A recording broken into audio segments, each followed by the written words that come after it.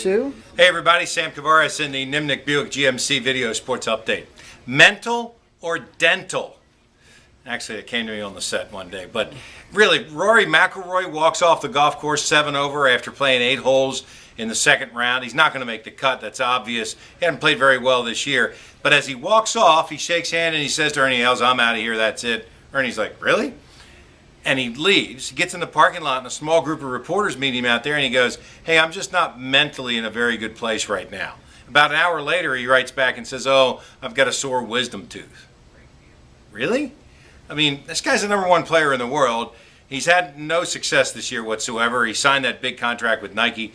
He has said that his equipment's still not right, but nonetheless, I mean, I can't think of another top flight player who would do that and act like that. And while I agree, young guys sometimes should get a pass. Maybe we give McIlroy a pass this one time. But, I mean, I have a sore wisdom tooth?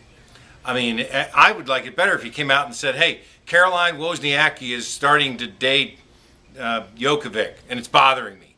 I mean, that would be better. At least people would get that.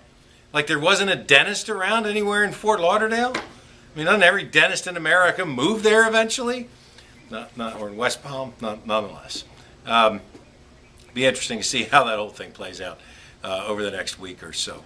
Good seasons by Bishop Kenny and Palatka, but they do fall in the semifinals down in Lakeland, and great season by Providence, who brings home the state championship. So congratulations to them, their second one in the last 4 years. The Gators are going to get Frazier and Yeget back.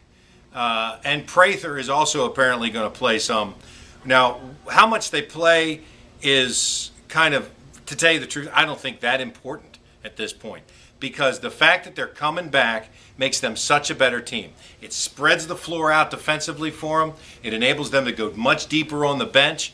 And they become that team that probably would deserve a #1 seed if they can get back to that level.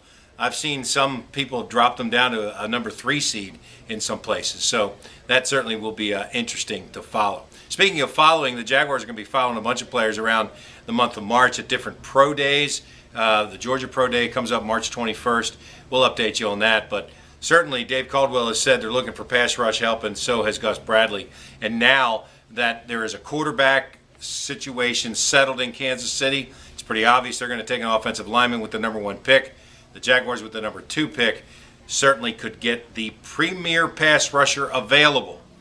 Hit or miss, obviously, but that's probably who they're targeting. More on that coming up. I'm Sam Kavaris, and that's the Nimnik Buick GMC Video Sports Update.